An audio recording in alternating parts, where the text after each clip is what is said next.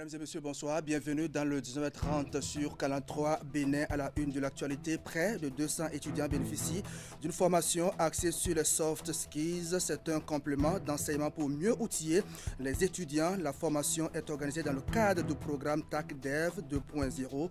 On en parle dans un instant. On parlera également de cette descente des deux ministres du gouvernement à la prison civile de Cotonou, Benjamin Hunkwanti de la Santé et Yvon Detionou de la Justice. Ils y était jeudi dernier pour donner le top de la campagne de vaccination au profit des détenus. Images et reportages à suivre. Assure également les temps forts de la fin en apothéose du concours School Révélation. Après les phases préliminaires, c'est la grande finale de ce challenge organisé au profit des élèves et lycéens de la ville de Djougou. Plusieurs équipes se sont affrontées en génie en herbe, chorégraphie et théâtre. Objectif détecter et promouvoir les talents en milieu scolaire. Voilà pour le sommet. Merci d'être au rendez-vous de l'information sur Canal 3 à Bénin. Des étudiants de l'Université nationale d'agriculture bénéficient d'une formation en compétences du 21e siècle. Ils sont près de 200 pris en compte par le programme TACDEV 2.0 initié pour booster l'employabilité des jeunes à travers l'entrepreneuriat agricole. La formation est axée sur les soft skills qui permettent de mieux outiller les étudiants afin qu'ils soient beaucoup plus opérationnels sur le marché du travail après l'université. La formation s'est déroulée sur le campus de Sakété. On va faire le point avec Emma Rodon.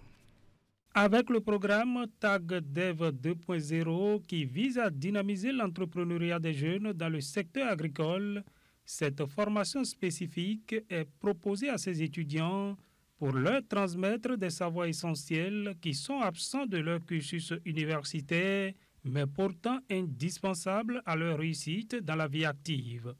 Il s'agit de ce que nous appelons les soft skills, qui sont en fait liées aux autres compétences qu'on doit avoir pour être totalement apte à agir sur le terrain de l'emploi.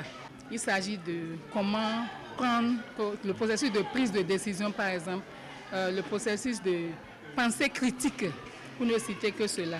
La deuxième grande thématique était liée aux compétences numériques et technologiques. Aujourd'hui, avec l'intelligence artificielle, il est possible d'utiliser plusieurs outils pour aller rapidement atteindre certains objectifs. Pour donner un exemple, on peut utiliser l'intelligence artificielle pour faire de la revue de littérature, qui fait en fait partie du quotidien des étudiants qui doivent fournir un certain nombre de documents inclus leur mémoire. C'est des compétences que les gens sollicitent tout au long de leur vie professionnelle. C'est des compétences qui vous permettent de décider, de prendre l'orientation qu'il faut, de conduire, d'exercer le leadership, sans lesquels difficilement on trouve son chemin professionnel, on réussit dans ses activités, on réussit dans l'emploi, dans l'auto-emploi. Donc c'est vraiment une chance, j'allais dire, pour ces étudiants qui déjà à cette étape sont nourris à ces sources-là. De notre temps, à cette étape, nous n'avions pas eu ça. Je crois que c'est vraiment une chance pour eux. Pour les participants, cette formation dispensée dans le cadre du programme TACDEV 2.0 a été bien enrichissante. Ce que j'ai retenu essentiellement est que nous pouvons booster notre productivité avec les outils de notre temps.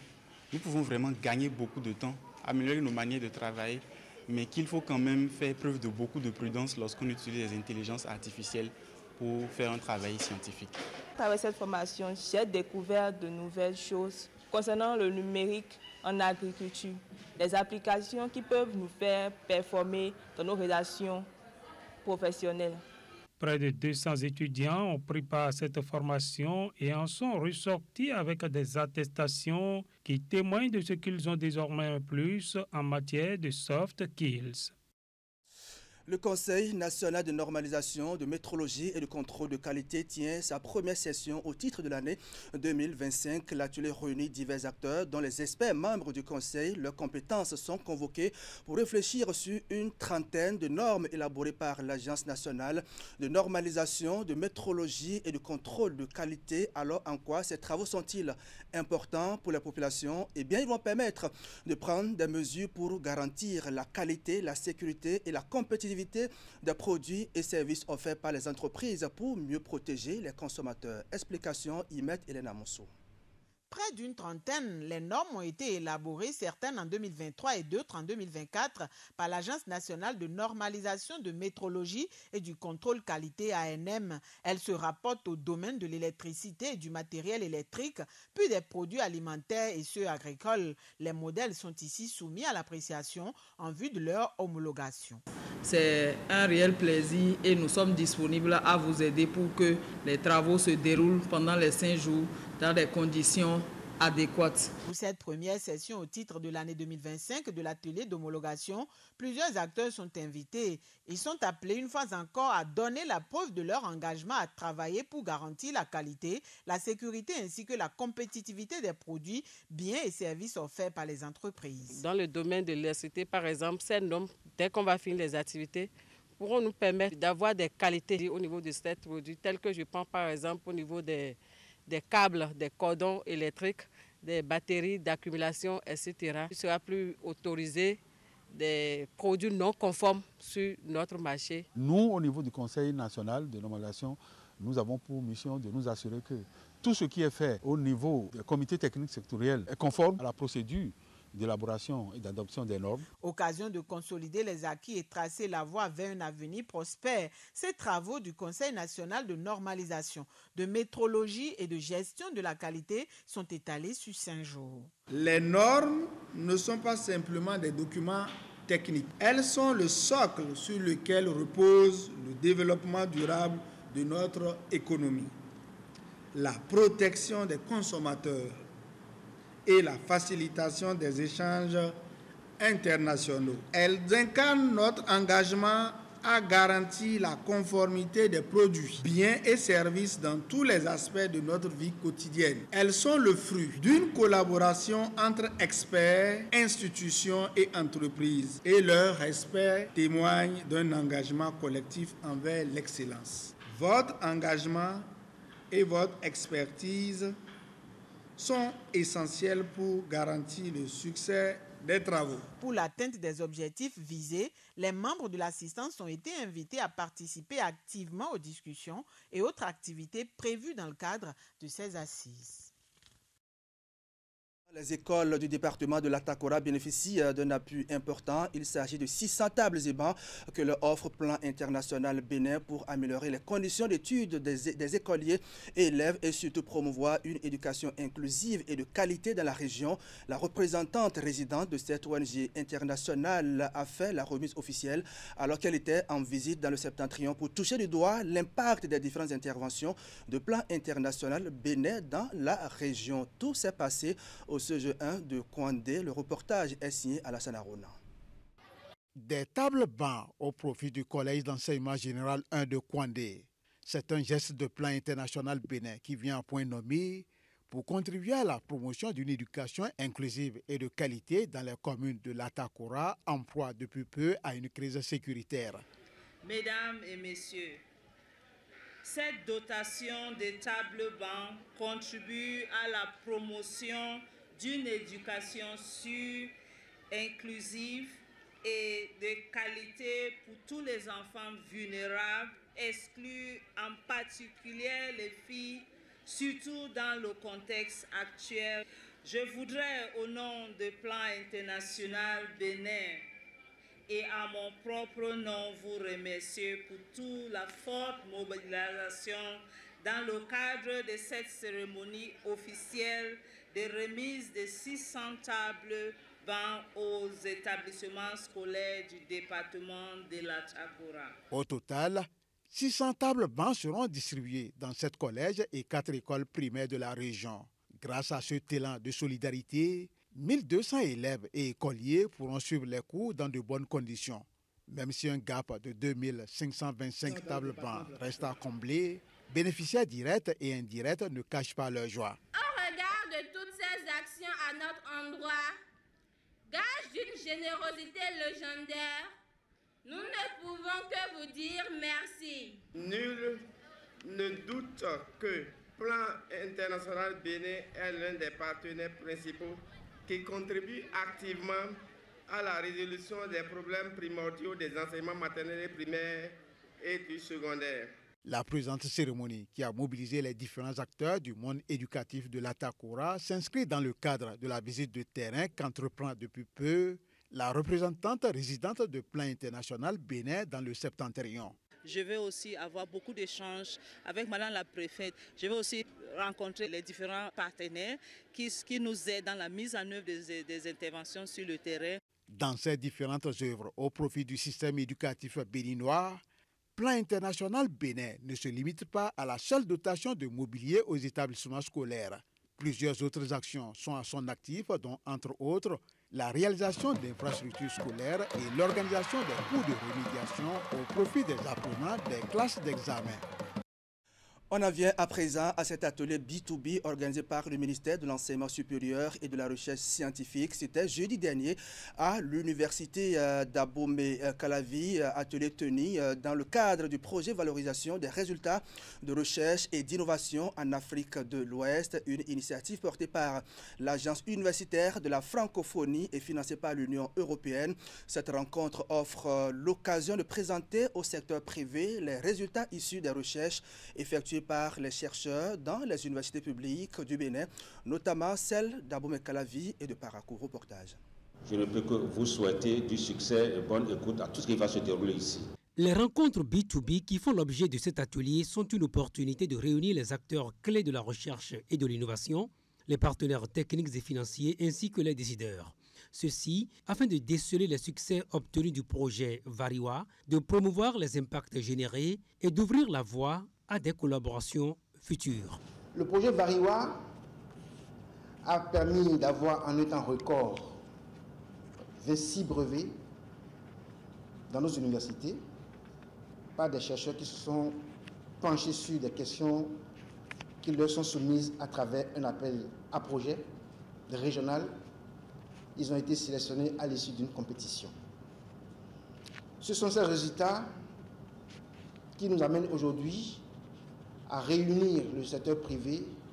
Pour que Variwa ait un impact durable, il est essentiel de consolider les acquis, de renforcer les synergies et de mobiliser durablement les ressources humaines, techniques, financières nécessaires.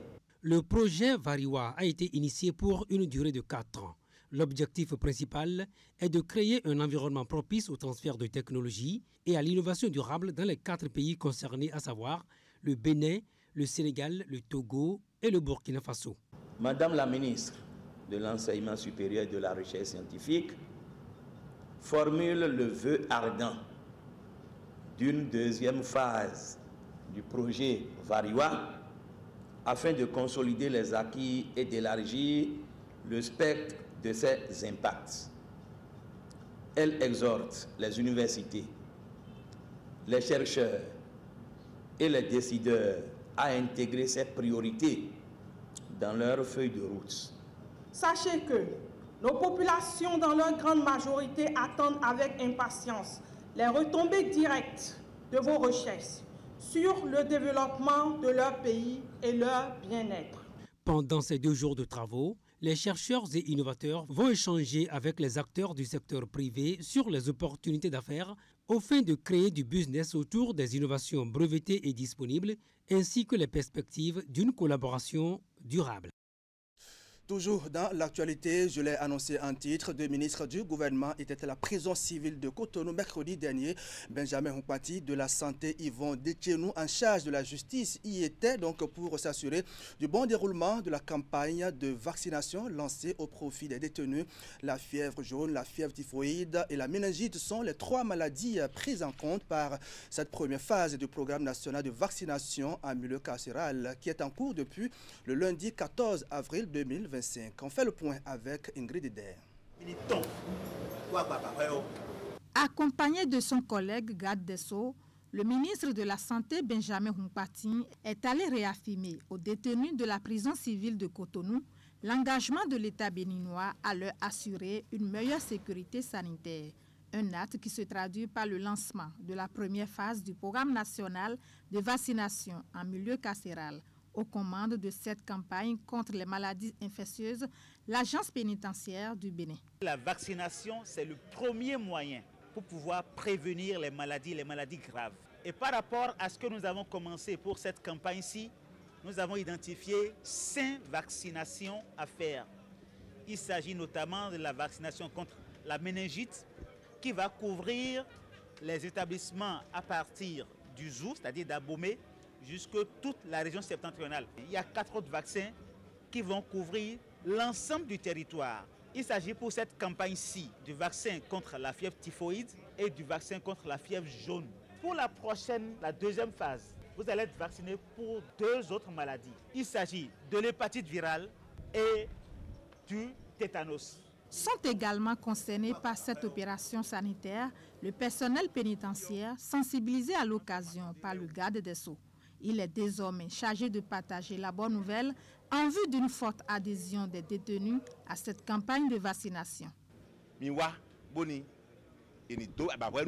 Ces vaccinations sont une poursuite de l'offre sanitaire générale que nous avons mise en place avec le ministère de la Santé et qu'on a commencé à dérouler depuis maintenant 2 ans, à la fois en consultation médicale générale, en soins de spécialistes et maintenant en vaccination. On a besoin que vous puissiez nous aider, à vous aider encore plus, à préserver votre santé.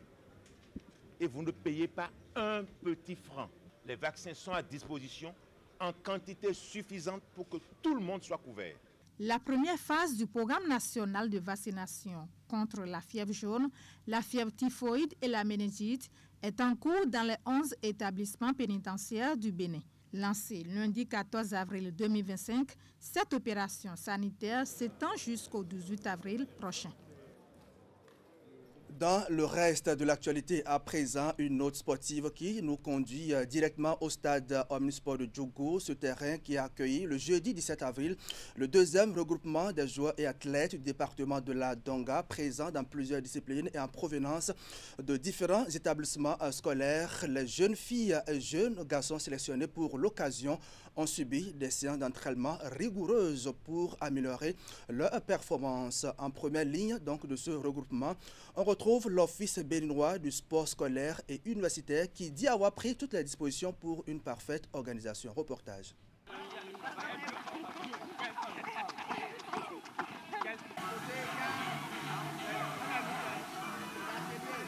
Séance d'intense entraînement au stade Omnisport de Djougou, sur la piste d'athlétisme, sur le gazon synthétique et au niveau des sports de main.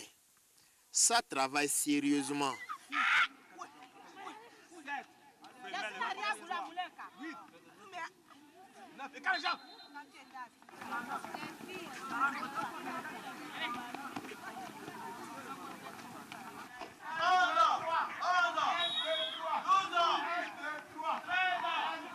Le 2e regroupement des jeunes joueurs et athlètes vient ainsi de prendre forme à Djougou pour le compte de la Donga.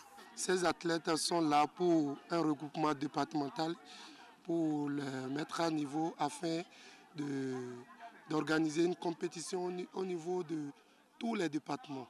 Lors de ce regroupement, il y aura une mise en condition physique.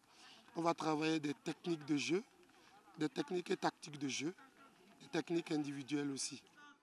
Ces jeunes garçons et filles bénéficient donc d'un encadrement technique adéquat. Pour atteindre son objectif, l'Office béninois du sport scolaire et universitaire, OBSU, a pris toutes ces dispositions. Spécifiquement, en tant que marraine, nous sommes là pour veiller à la sécurité des enfants, au transport des enfants, des sites d'hébergement, aux lieux, au stade. Nous sommes là pour veiller à leur alimentation à temps et dans de très bonnes conditions. Nous sommes là pour être des oreilles pour ces enfants parce que ce sont des enfants, ils ont parfois des filles, a priori, elles ont parfois des besoins qu'elles ne peuvent pas forcément exprimer aux hommes qui sont leurs coachs de façon générale. Par ces différentes actions et initiatives, l'OBSU démontre ainsi sa bonne volonté d'accompagner les multiples efforts entrepris par le gouvernement Talon pour le développement du sport à la base. Vous arrivez ici d'abord, vous arrivez. Allez. Tes bras comme ici.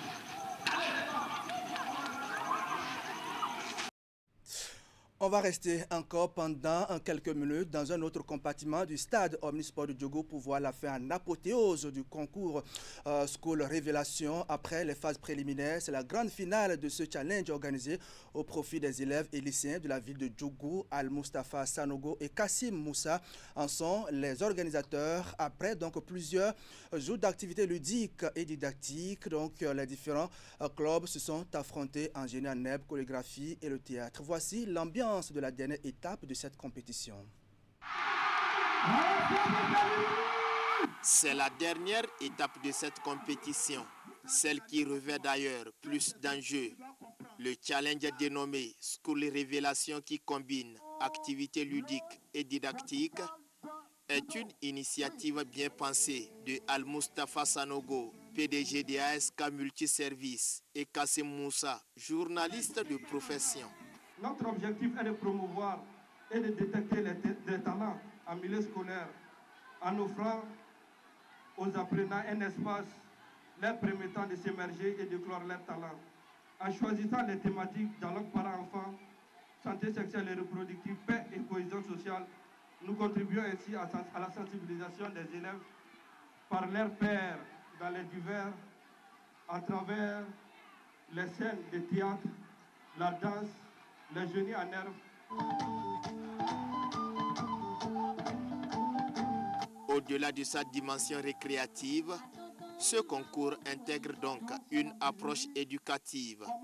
Cette initiative novatrice et créative reçoit l'assentiment de la préfecture et plusieurs d'autres partenaires et sponsors.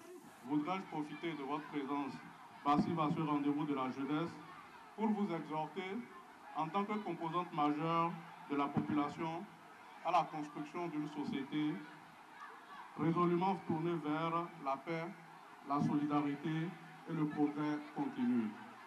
Faisons de cette première édition de School Révélation un modèle d'organisation et de succès.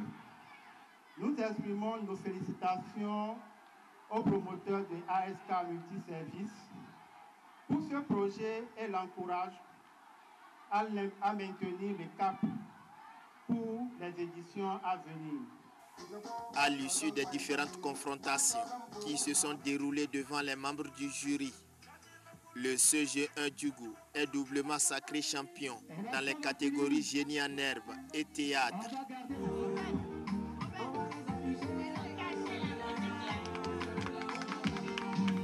Le CG3 par contre l'emporte en chorégraphie. Cet événement, au regard de l'engouement qui le caractérise, a connu un succès phénoménal.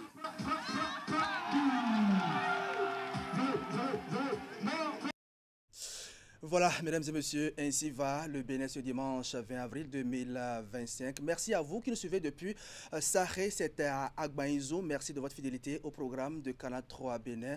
On se retrouve le week-end prochain pour vous servir avec le même plaisir. Bonsoir chez vous.